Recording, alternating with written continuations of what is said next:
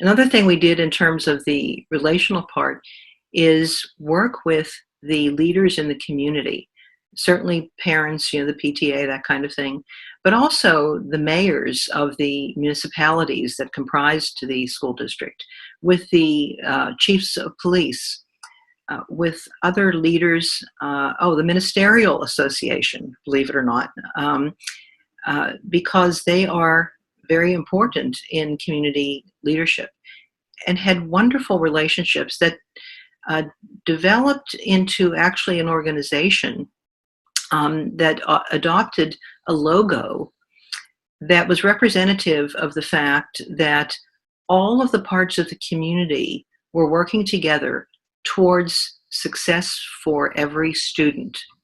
And that logo then became visualized through one of our teachers who was an artist. In fact, it was the co-president of the Teachers Association, who was an art teacher, and visualized that logo. And the logo started to appear on placemats in local restaurants, in church bulletins, in the local newspapers, in signs in the local grocery stores, so that everywhere students went, not just in school, although of course that too, but everywhere in the community, 7 days a week, they could see this symbol and know we were talking with each other and caring about them. Quality. I mentioned that it was ongoing assessment, and if there was an issue, we immediately got together, whoever was appropriate to the task, and figured out what was the problem. How could we improve it? Were we doing something incorrectly in this particular area or that particular area?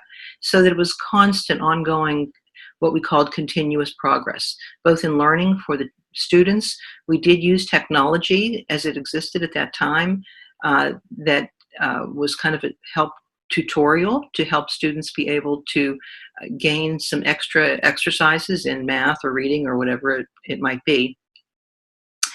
And finally, we realized that we had to be of service to each other and to the community. And in turn, the community be in service to the children. We had senior citizens who knew history of places in the district and would take groups of students on history walks.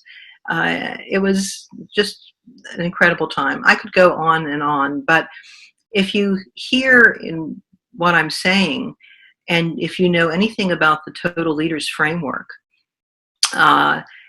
it was at the very end of all of this, actually, that the American Association of School Administrators, as was their custom every year, to send out a free book to every member of AASA that they thought was really an important book of the year regarding leadership and education. And that year, my last year, they sent out Total Leaders. And I read that book and I said, where was this guy all my life? I had to think this all up with the help of the community, which of course was the way to do it anyways. But it really would have helped to have the visual that is in Total Leaders that shows that it's not just about the leadership and it's not just about the structure. It's about both combined.